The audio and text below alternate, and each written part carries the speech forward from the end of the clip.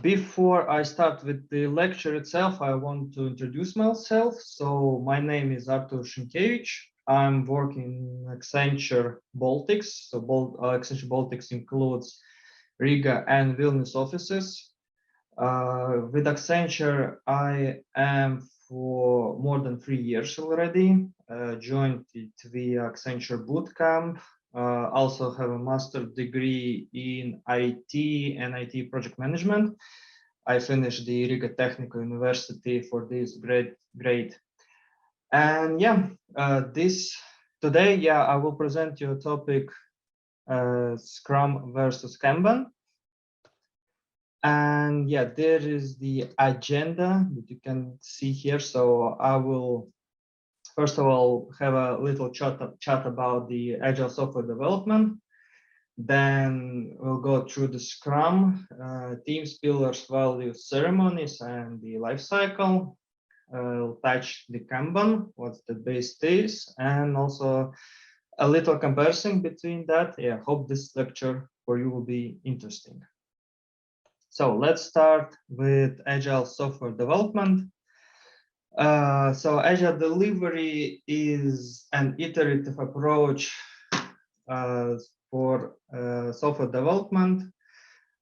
In agile delivery, we build software incrementally from start of the project, and rather shipping everything like at once with a big bang release. The value or features coming like upon they are completed and they can be used for the end of the clients. Agile software development is based on 4 values and 12 principles that are written in Agile Manifesto. On presentation, you can see the 4 agile values. Those are like individuals, interactions, over, processes, and tools. It means that in agile software development, we want to have more talks, more meetings and discussions, rather than have some kind of exact tool that we need to work on. Yeah, so basically communication is the key on agile. The second, working software over comprehensive documentation. It means that we should deliver as soon as possible the working software or the features, and we are less focusing on documentation. But yeah, this value doesn't mean that documentation is not important. Documentation is always important, but it's not the main focus in agile development.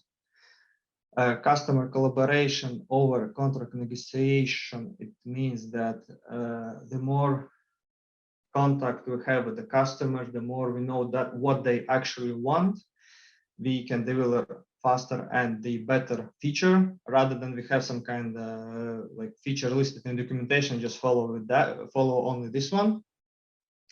And responding to change over following a plan. It means that if there's something changes the scope of the project, or there's some kind of new feature that we should implement like as soon as possible, yeah, we're responding to that. Not like following, oh, when this month we had to release this feature because yeah, it was like written like 2 years back, something like that. And here you can see an example and comparison between agile software development and traditional one. By traditional, I think you may heard this term as waterfall model. Is the most common traditional software development lifecycle. And the comparison says that agile is more learning driven than compared to waterfall is plan driven. So we are learning throughout the iterations, we're learning new features. We know how we go to development and improving our processes throughout the years. Although in the waterfall, yeah, we just following a plan and we just have a certain milestones that we need to complete in the certain due dates. Project is delivered in iteration, so we have some kind of short term, for example, 1, 2, or 1 month of the iteration that in which we should complete some kind of part of the work.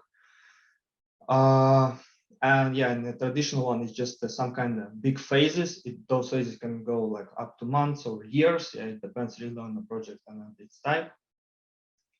Short incremental release, it means that we deliver feature, for example, feature by feature, or once something can be used by the client, we just release it. For waterfall, it's typically some kind of big bang release, and yeah, all the functionality, all the software delivered in one go. And requirements evolving throughout the project, and requirements defined up front. So an agile delivery, as I previously mentioned, that if something new functionality or feature that the client want to have in his software or application, we can deliver it faster rather than in traditional, because in traditional development, everything is like written plan by plan and have like certain legislation we need to follow. Okay, I've lost the chat. I will open it right away just to see if there be some questions. Just give me a second. Okay, chat. Yeah, I've opened it. So let's continue with Scrum. Before I continue, I want to say a little bit about lean or lean thinking. You'll hear me saying about this a couple of times, but yeah, in this presentation I'm not touching lean software development. It's the separate topic that can take 4 hours to talk about. But in a short, lean is the way of thinking about how creating need of value with the fewer resources and with less waste. I like to call lean software development like lazy approach, because yeah, in order to achieve something with the small resources, yeah, you need to think lazy, how the lazy person should do, and lean is something about it. But yeah, it's like in a really abstract and like describing how it's what is the lean approach is. And Scrum. So Scrum itself, it's a lightweight framework that helps people, teams, and organizations generate value through adaptive solutions for quite complex problems. It's founded on empirism and lean thinking. So empirism asserts that knowledge comes from experience and making decisions based on what is observed. And as mentioned before, lean is thinking reduces waste and focuses on just essentials. Scrum employs an iterative incremental approach to optimize predictability and control risks. Scrum engages groups of people who collectively have all the skills and experience to do the work and acquire such skills as needed. And iterative, it means that team deliver works frequently, rather everything at once, and incremental means that we are doing something with a small packets to end users.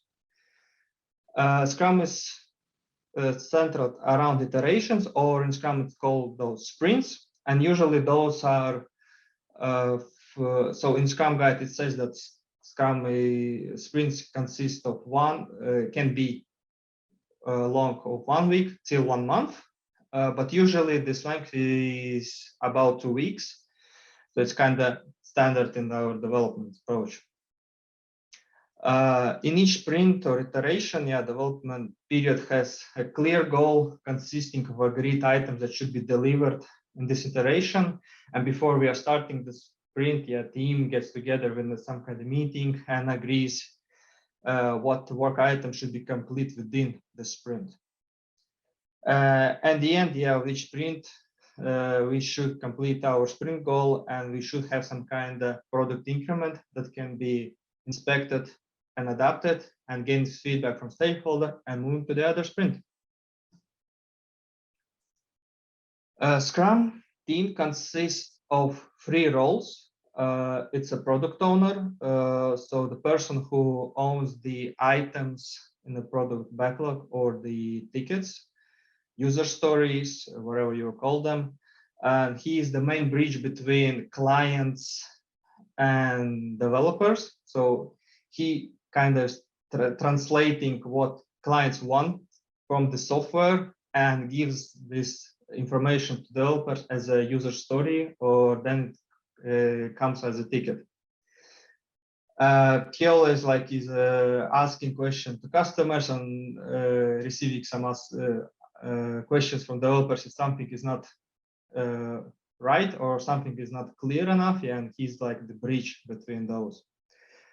Scrum Master is the person who is facilitating Scrum in the team. So he coaches agile mindset practices to the team. He is the person who follows that every meeting goes on the exact time box. Everyone who needs a meeting they're attending to. Also, he is an impediment remover. It means that if there's some kind of blocker for development team, they cannot proceed with some kind of certain task. The Scrum Master duty is to solve those impediments, find the responsible person who can help, and so on and so forth. And yeah, also fun fact: in Accenture, I'm working as a Scrum Master, so I'm this person, so I know what the drill is in this one. And last but not least, I would say the most important role in the Scrum is developers. So those guys who are building, testing, and delivering our software.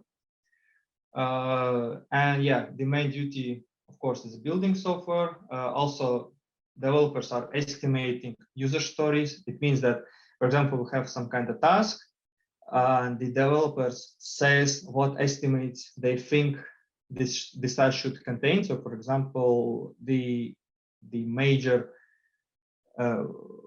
value or like what we are estimating, what the user stories is those story points, and it's kind of abstract value, and for each development team it means something else. But the main thing about story points is that the less story points are, the easier task is, and it's more understandable. The more story points task has, it's more uncertain, more complex, and it may like take a lot of time. And if there's like a lot of story points in the task, the best practice would be to split it in multiple smaller ones. Of course, if it can be done. And yeah, story points are measured, are done like through the eased Fibonacci sequence. So it's not like the complex one, which would be like 1, 2, 3, 5, 8, 13, 20, 40. I think then goes 80, 100 or something like that. So, but yeah, I never saw the tasks that are higher than 20 story points in my working experience. Also worth to mention that product owner is not a project manager. So those are like different roles. For project manager, also he is not included in Scrum Guide at all. So he is not, there is not such a role as a project manager, because the project manager is responsible for cost, resource, execution, release planning, so on and so forth. Product owner is responsible for maximizing the value of the product and work performed in the team. Scrum pillars. So Scrum is based on 3 pillars. It's transparency. It means that everyone knows what's happening in a project. So we should not hide anything there. So everything should be seen. Everyone knows what's happening. If there's some kind of issues, we should know about them, and nothing should be hidden. And everyone knows what's happening around the project overall. Inspection, it's mean that we should check what work we've done throughout the sprint, what value we got, gather feedbacks from our stakeholders or clients, and so on and so forth. So we just need to see what we are developing. And adaptation, it's mean continuous improvement. We need to search how we could improve our processes of working, need to adapt on certain situations, or if there's some kind of really big changes coming up in the project, we just need to adapt to those, and be in these like soup of the situations and try to solve everything as soon as possible.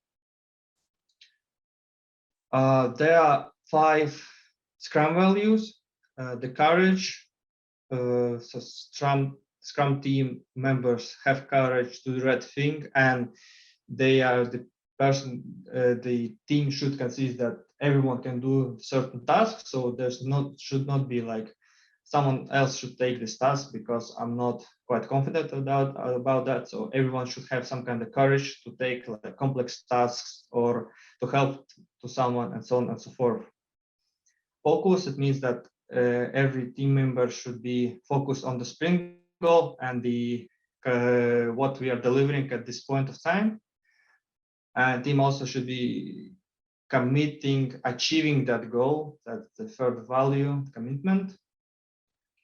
Every Scrum team member should respect each other, because without the respect, there'll be some troubles of development, because we will not trust to some person that he can do some work, and it will just decrease our velocity and our spirit of the team. And this should not happen. So team should be respectful to each other, and of course openness. So we should be open to our team members and also to our clients what we're doing. So there should not be like underwater stones, or we just could see only the tip of the iceberg. Everything should be quite transparent.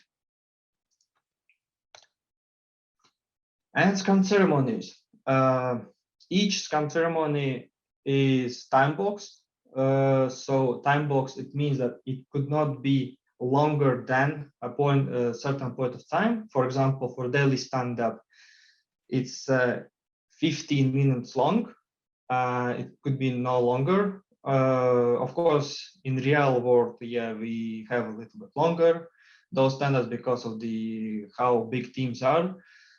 Forgot to mention that Scrum teams should be consisting not more than 10 members. But as I know in reality and in my projects, we have more people in the teams. But it's not the best approach compared to Scrum. But Scrum guy says that no more than 10 people, even I think 9. Sprint planning, it's 8 hours, cannot be more than 8 hours, but sometimes usually it's much shorter. 8 hours is needed for sprints that are 1 month long, but I didn't have any experience in like one month long sprints. Usually mine, for example, sprint plannings are less than 1 hour, because we are kind of not planning everything in one way. We are just doing that like throughout the sprint. So we are adapting a little bit different approaches, and we are not following just the pure Scrum. About sprint planning, we should, it's a meeting, initial meeting of the sprint. Where team gathers together, they're committing to some certain work, the deliverables that we should do. Also, they're estimating some tickets or stories that should be brought into the sprint, distributing tickets to the developers. And after sprint planning is completed, we can start the sprint. Daily stand-up or daily Scrum, it's a everyday meeting. It's as I said before, it's maximum 15 minutes long. And in this meeting, team discussing what was done, what they're planning to do today, and if they have some kind of impediments. The new Scrum guide says a little bit differently, but it was like in the previous version of the Scrum guide that is those like the main 3 questions that team should answer. But now it's like overall what's happening around the sprint. So team should give an update. Sprint review or sprint demo, it's the meeting that happens at the end of the sprint, and it allows team to review and demo the product of their work to their stakeholders and to product owner, and also gathering the feedback from them, and if something should be changed or some new functionality should be added or something should be fixed in next sprint. And last but not least, sprint retrospective. It's a meeting where team gathers together and talk about what went well, what didn't went so well throughout the sprint, and what actions they can take to improve as a team, they improve ways of working, the velocity of team, the processes, and so on and so forth. And here you can see Scrum framework lifecycle picture. As I mentioned before, everything starts with the sprint planning. Then there goes the sprint. Each sprint will have a daily stand-up, after which you should have some kind of increment that is reviewed and demoed to the client. And after that, yeah, we have a sprint retrospective where team gathers together and says what was wrong or what was right in the sprint and what we could improve in the next one. Quite important metric for Scrum is the velocity. So it's based on relative estimations, as I mentioned before. So the story points for each project can be varied. So for someone, one story point means, for example, one lane change, but for other people, it could be like 1 day length of the 1 day. So it's really varies, and this velocity is calculated by how many story points can be completed during the sprint and how many story points actually were completed. So for completed and committed story points, and there we go, there we have some kind of velocity. And if we have a negative velocity, we are or reducing the story point amount that you can take in the next sprint, or if it was if we had a quite big velocity, could increase the story points count and so on and so forth.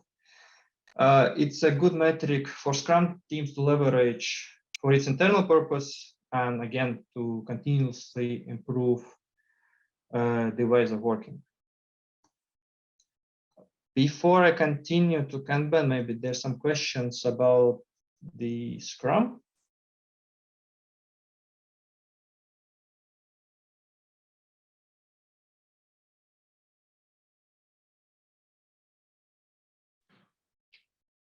Okay. So then let's go to Kanban. Kanban is a lean software development methodology that focuses just-in-time delivery of functionality and managing the amount of work in progress. Method for managing work with an emphasis on just-in-time delivery, and work in progress limits are enabling constraints that controls the given number of work items which are in progress at any given point of time. History of the Kanban starts back in 1940s, as I remember. So from the person called Kiichiro Toyoda, who started this continuous just-in-time flow in the Toyota Motor Company.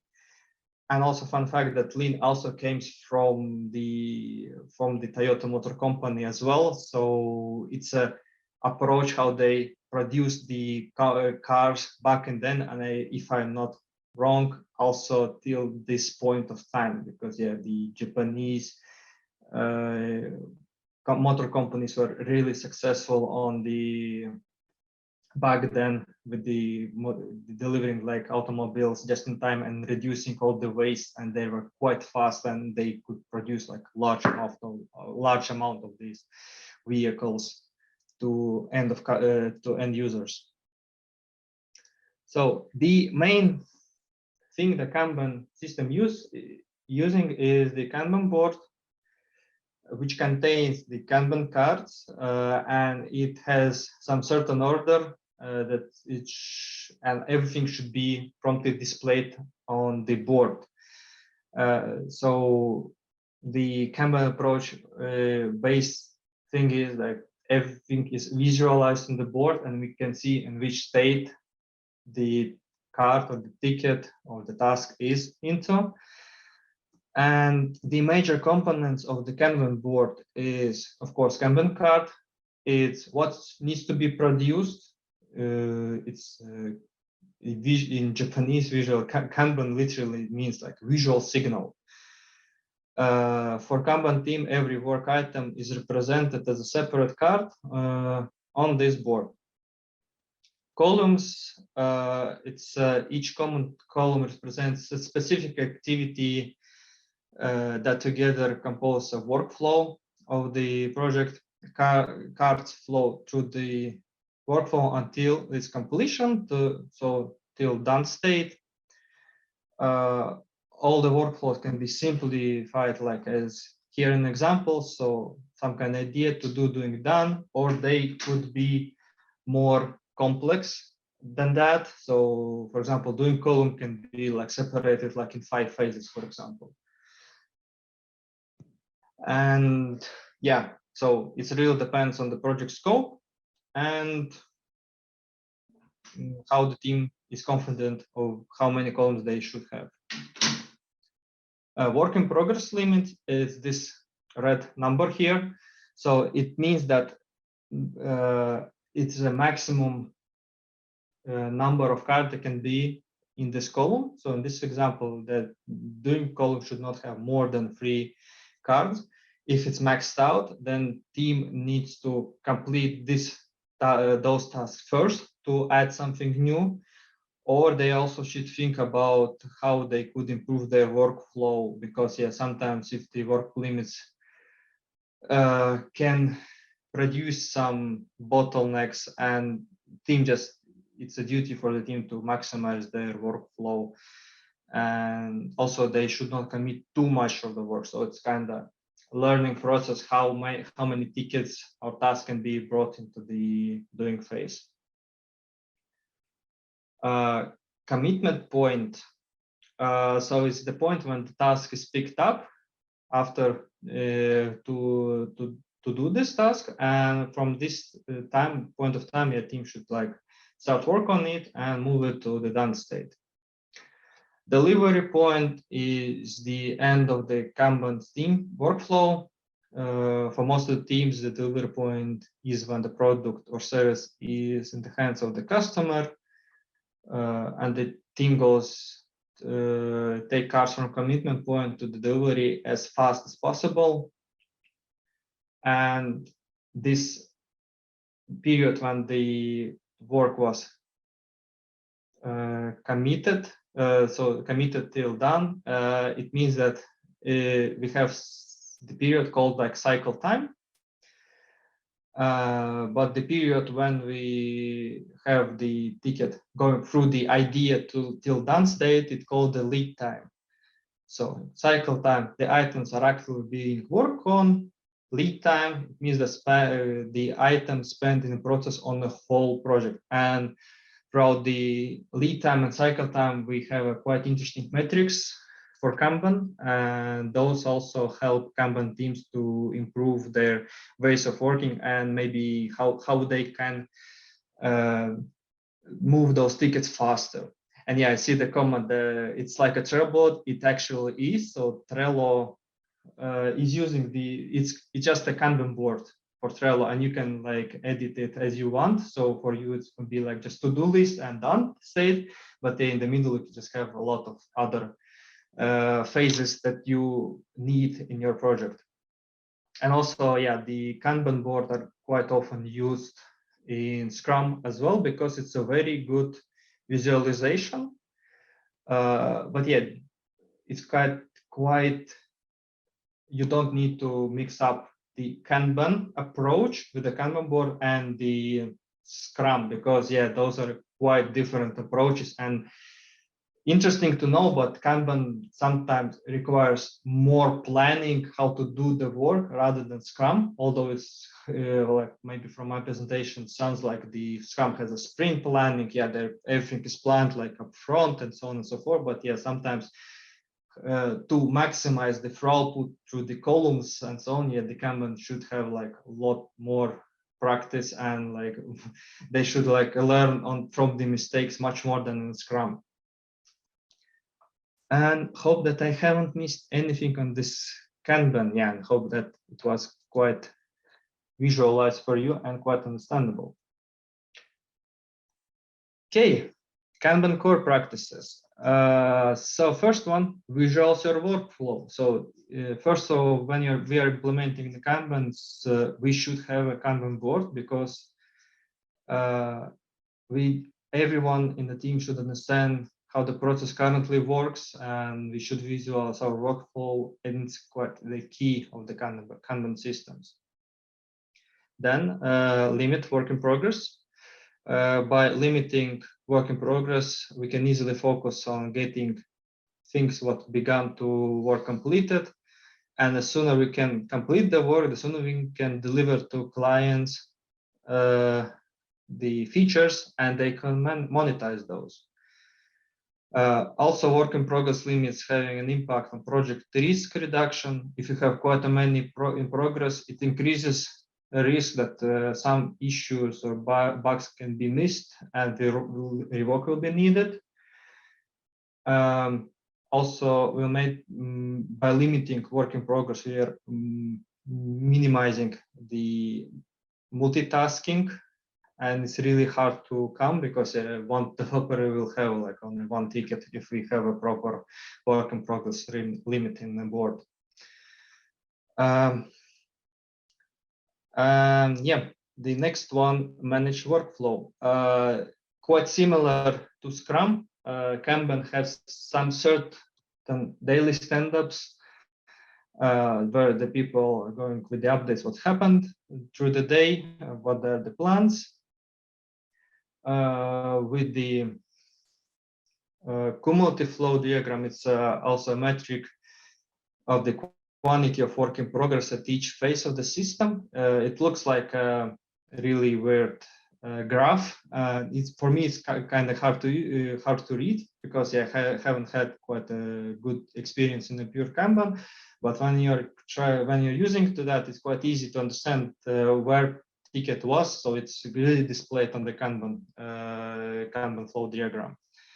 And yeah, metrics, lead cycle, and lead time and cycle time also quite important. And those metrics help to minimize any like blockers and increase our throughput through the Kanban board. Okay, next practice. So make policies explicit. So just to understand, yeah, we have a processes. Processes tells us what to do. Policies are telling us how to do it. So basically, policies are some kind of documentations, instructions, some kind of legislations or policies that everyone should be aware in the Kanban team, and it's a kind of common knowledge, and everyone should know what's happening there, and what's, for example, policy says what goes after what the processes are, when we can mark ticket as done, what are the acceptance criteria, what's the release plan, and so on and so on and so on. Next one, implement feedback loops. It's something similar to Scrum, like system demo. So basically, we just gathering some kind of feedbacks that we can use from the customer, from other team members. We should, if there's some kind of problem, we should fix that and try to improve our processes of work. Yeah, and implement feedback loops goes to the next core practice, like improve collaboratively and evolve experimentally. It's kind of based on the concept of the process for problem solving. So the first one, improve collaboratively, stands for how you drive the change, and evolve experimentally stands for how you implement the change. And yeah, it's worth to mention that errors are accepted as a part of the daily practice to contribute to continuous learning and improvement of journey. Yeah, because without the mistakes, you cannot like say that what is right, what is wrong. Yeah, the errors are acceptable. So yeah, we are people and we always make some kind of mistakes, and those mistakes are helping us to evolve and helping us to not making them like in the future work. So yeah, that was in a short about the Kanban, and now we will have some short comparison between two, just to summarize everything in the lecture.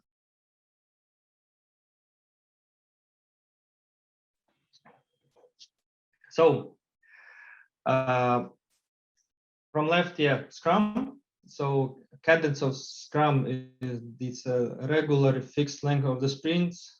Most common it's 2 weeks long. For Kanban, it's a continuous flow. There is no limitation on sprints, so the team just trying to complete the required and prioritized tasks at a certain amount of time. Release methodology, it's for Scrum, it's at the end of each sprint, if it's approved by the product owner, we can release new feature. For Kanban, it's continuous delivery, or when the team thinks that this feature should be delivered. Scrum has 3 roles. For Kanban, there are no like existing roles, but sometimes Kanban requires some kind of agile coach, so the person who can help adapt the Kanban flow or agile approaches into the team. So there's no like person who like Scrum Master who will be removing impediments. So there should be like some kind of person from the Kanban team that will be doing that, or the whole team should do that at some certain point of time. Key metrics: velocity, so committed versus completed tasks, and the Kanban cycle time and lead time comparison, and also cumulative workflow diagram. Change philosophy, for Scrum, its team should strive to not make changes during the sprint forecast or during the sprint. It means that we should keep as less changes in the sprint as possible. So not trying to add new tickets or removing some tickets that are affecting our sprint goal. So it's kind of, if we plan some like certain amount of time, we should complete that. If we took less, then yeah, okay, it should be accepted and we should take more in the next sprint. For Kanban, yeah, changes can happen at any time. So for example, team sees that they have a quite small work in progress limit, they should increase that. Yeah, let's do that from tomorrow. Okay, let's do that. But sometimes, yeah, if we did that wrongly, yeah, then we need to go back again and search the happy middle one. And I guess that's it from me about the Scrum versus Kanban. Is there any questions in the chat?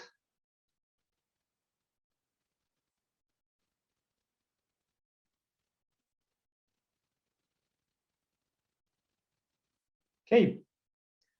Last but not least, from my side, yeah, I want to also have a little bit add from Accenture. So as I mentioned previously, 3 years back, I joined the Accenture throughout the Accenture Bootcamp, yeah, and it's quite an easy startup for everyone if you want to get into IT.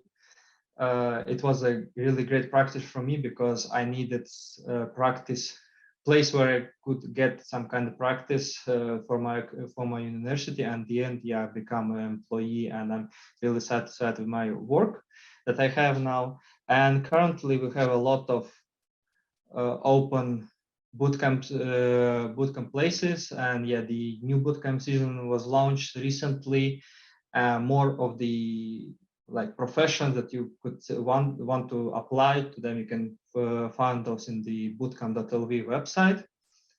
And yeah, I really hope that this lecture was enjoyable for you to listen. Yeah, hope you will find some useful information from it, and hope it will help you in your future careers. So thank you, everyone. I guess we can wrap up.